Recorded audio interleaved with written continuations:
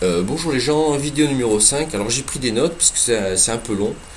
Je vais peut-être faire deux, trois vidéos pour vous expliquer. On va parler de la Lune, hein. C'est quelque chose de bizarre la Lune. On observe des choses de notre sol sur la Lune qui sont pas trop ce qu'on nous dit et ce que c'est quand on regarde vraiment, quand on regarde un petit peu, qu'on fait des rapprochements, qu'on fait des recoupements, des observations. Voilà, il y a pas mal de choses qui collent pas, hein. Avant de parler de la Lune, je vais vous parler de la lumière, ce que c'est que la lumière. Alors la lumière c'est une onde électromagnétique, d'accord, qui se propage, d'accord, tout ce qui nous entoure, voilà, les objets, les formes, les couleurs, tout, absolument tout produit des radiations, d'accord, que notre vue perçoit ou pas. Voilà. Donc nous on perçoit ce qu'on appelle le spectre visible, c'est-à-dire une certaine gamme, d'accord, de longueur d'onde, de fréquences, de radiation, d'accord, qui sont les couleurs, les formes, etc. Enfin tout ce qui nous entoure. Voilà. Donc on fonctionne sur une certaine gamme.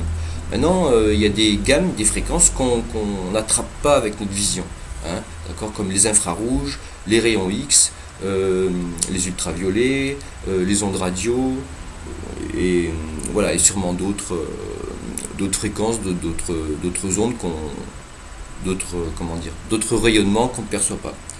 Alors les animaux, eux, oui, perçoivent. Ils perçoivent certaines ondes, certaines fréquences pour nous, on ne sait pas trop.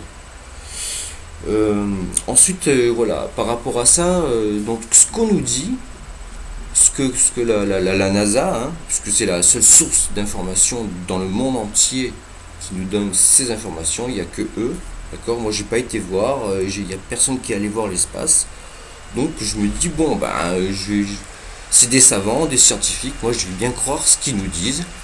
Alors ils nous disent que la Lune elle est à 390 000 km de nous, d'accord, et que le Soleil il est à 149 millions de kilomètres de nous.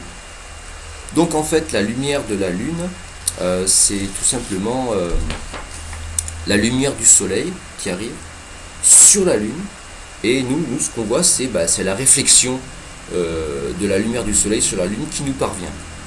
Donc la Lune elle est brillante, elle est blanche, elle est lumineuse, c'est vrai, hein, quand vous regardez bien, elle est illuminée de partout.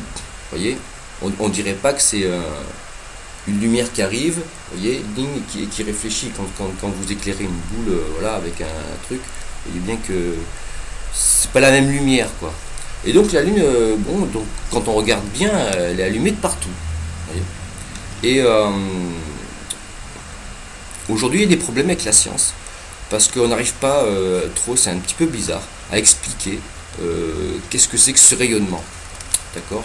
Si on part sur des bases scientifiques, d'après ce qu'ils nous disent, d'accord, et d'après les observations qui sont faites.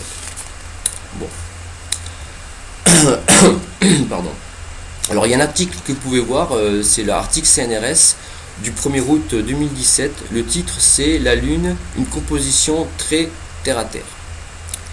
Alors ils nous disent que la surface de la Lune c'est du magma, hein, de la roche volcanique, hein, la roche volcanique avec une quantité de fer supérieure à nous, ce qu'on trouve dans nos roches volcaniques. Donc la couleur devrait être sombre, noire, ou si ça contient du fer, je sais pas, peut-être coloré, rouge sombre, vous voyez, mais enfin une couleur mate, gris foncé même. Voilà, c'est la couleur que devrait avoir la Lune sans l'éclairage du Soleil, quoi, je veux dire.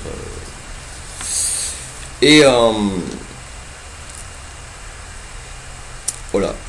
Donc, quand on éclaire, voilà, écoutez, vous prenez un ballon, d'accord, vous dessinez des petits cratères comme la Lune, hein, une boule, hein, vous faites sur une boule un ballon, vous dessinez avec un peu, voilà, comme je vous dis, sombre, gris foncé, hein, et puis vous la mettez comme ça et vous éclairez avec une grosse lumière, un spot, et vous voyez, et vous regardez, d'accord, comment le spot, comment la lumière agit sur la boule, hein, et aussi les effets d'ombre, de relief, surtout de relief, d'accord, vous voyez bien qu'il y a quelque chose en relief, c'est une boule, une sphère qui est là. Donc voilà, ça c'est ce qu'on devrait observer normalement sur une sphère, d'accord, qui est éclairée par une lumière, une autre lumière. Et cette lumière donc nous revient.